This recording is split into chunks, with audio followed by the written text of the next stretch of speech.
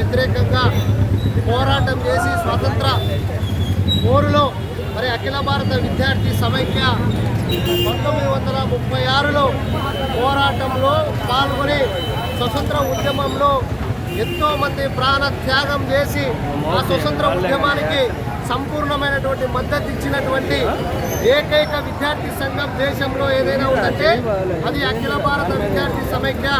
అటువంటి విద్యార్థి సంఘం యొక్క 89వ ఆవిర్భావ దినోత్సవాన్ని ఘనంగా దేశవ్యాప్తంగా మరి ఆంధ్ర రాష్ట్రంలో ఘనంగా నిర్వహించుకుంటా ఉన్నాం. 26 జిల్లాల్లో ఉన్నటువంటి మరి నాయకత్వం బ్రహ్మాండంగా ఈరోజు అఖిల భారత విద్యార్థి సమైక్య 29వ ఆవిర్భావ దినోత్సవాన్ని నిర్వహించుకోబోతా ఉన్నాం. అందులో భాగంగానే గుంటూరు నగరంలో ఉన్నటువంటి మరి ఇక్కడ నిర్వహించుకోబోతా ఉన్నాం. మరి ప్రధానంగా దేశంలో ఉన్నటువంటి విద్యార్థులకు కావాల్సినటువంటి మౌలిక సదుపాయాలు, స్కాలర్షిప్లు, అదేవిధంగా హాస్టల్ సమస్యలు, మరి ప్రతి ఒక్కరికి సమానమైనటువంటి విద్య అందించాలనే నేపథ్యంలో స్వతంత్రం అనంతరం కూడా అలుపెరగని పోరాటాలు చేస్తున్నటువంటి సంస్థ ఏఐఎస్ఎఫ్.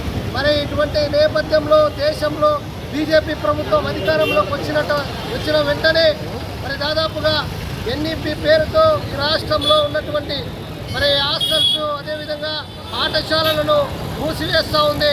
జీవో నంబర్ 117 తీసుకువచ్చి విద్యార్థులకు ప్రభుత్వ విద్య అందరి ద్రాక్ష పండులాగా తయారు చేస్తూ ఉంది. మరి ఇక్కడ ఉన్నటువంటి రాష్ట్రంలో ఉన్నటువంటి మెడికల్ విద్యార్థులతో వ్యాపారాన్ని చేస్తూ ఉంది.